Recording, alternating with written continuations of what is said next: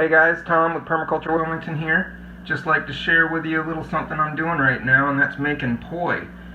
My friend Tiko, he passed away recently, and that was tragic. He was a good buddy, and he taught me a lot about gardening. One thing is moringa, and the other one was poi, are the two that I benefit from the most right now. And in terms of health-wise, you can put it in things, or you can eat it by itself. It's a fiber source. So it's right up there with all the ground provisions like sweet potatoes and cassava root. So guys, this is Taro root, and we put it in here for 90 minutes. 80 to 90 usually is what we like to do it. We know that it gets done. If this isn't done enough, it actually cuts your throat when you eat it. So we learned that the hard way and ate it raw the first time, and found out what that really means. And it goes down like glass, and they say you can't throw it up because it'll cut you twice as bad on the way up. So we just kind of endured it for a couple hours, and had we didn't really have stomach pains. We were told we would. It just kind of scared us because our throat hurt so bad from the scratching as it went down. It was very sharp, but so they have like little razor blades in them, very fibrous. But that's just a testament to its fiber ability, because once we cook it and that becomes human biology soluble at that point, then we can consume it and it can be healthy for us, and very healthy from my understanding. This is one of the most nutritious things we can eat. So very excited to have this part of my diet, and I owe that to Tiko. But it gets us through, man. Like, we can have one bowl of this for lunch as a meal, or add it to things as a side dish, or even put it in wraps. And we like to cook it with coconut milk, but Tiko told me that he uses water when he did it. So like, I guess it's preference. If you like the actual taro root taste, then you could do it with water. But we love that coconut flavor that we get with it, because it's like nothing else. A little bit of Himalayan pink salt and taro root with coconut milk. And I usually put like 2 cans of coconut milk, and then just fill this up with taro root. It usually takes 2 of the big ones, or sometimes just one of those great big ones that we get from Saigon Market. But once we cook it and it's done, set it for 90 minutes, let it go in the Instapot. Then we just take it and use an immersion blender like this one, and just go down and stab it and turn it into a paste. And so you guys can see the paste at the bottom. It's basically like mashed potatoes, is the way it comes out of the meat. So that's it though. We just mash it in.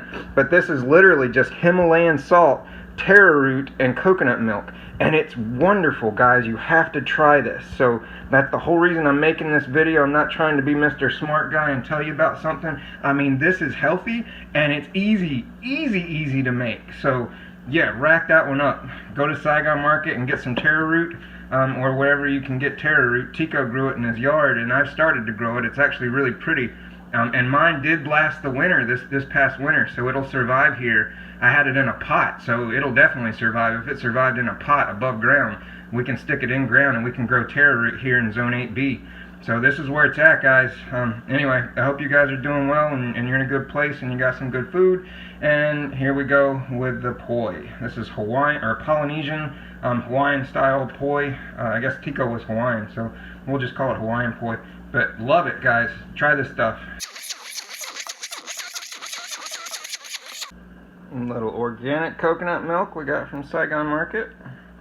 My blender's just bogging down a little bit. That's how I know that it doesn't have enough moisture in it. And that's got too much now. But that's the price of trying to do stuff on video while you're actually trying to do it. So yeah, there's no side dishes, guys. I'm not gonna like slide something over and it be perfect. Like, I'm eating this. This is mine. So this is it. This stuff just gets so sticky after a while. Like, it's like mashed potatoes, but really dry mashed potatoes. So, and it sticks a little bit more. So it helps to add a little moisture to it, a little liquid. Guys, this is still not moist enough. It keeps bogging down my immersion blender. So I'm going to put just a little bit more in there. But you see, it's starting to look more like mashed potatoes, more creamy. Not quite a pancake mix. We don't want to make it watery, but we do want to make it so that it's got a nice mashed potato-y texture to it.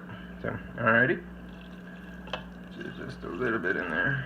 That should be good.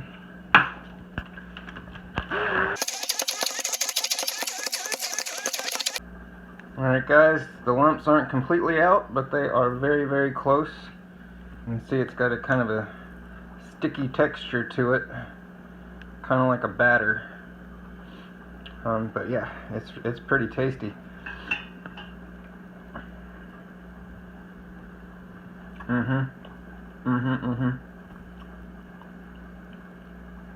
Needs a little salt, and we're all out of pink Himalayan sea salt. So I guess this is it. But I tried to get a lot of the lumps out. I mean, you guys can spend all day on it if you want to, but for me, like, that's pretty good.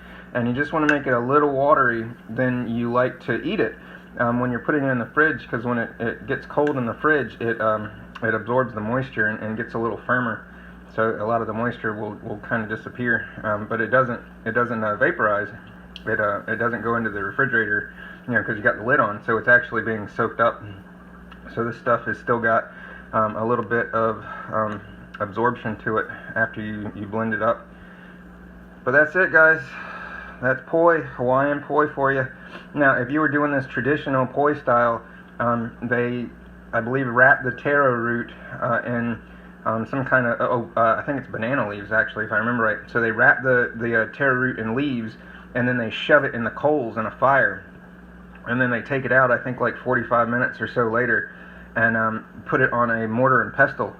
And then they just pound the hell out of it for a while, like using a great big mortar and pestle, not an average one like a person would use for like doing herbs or something. Like they have like this big cauldron. I've seen it in the videos online. It's pretty cool. But yeah, guys, check this out.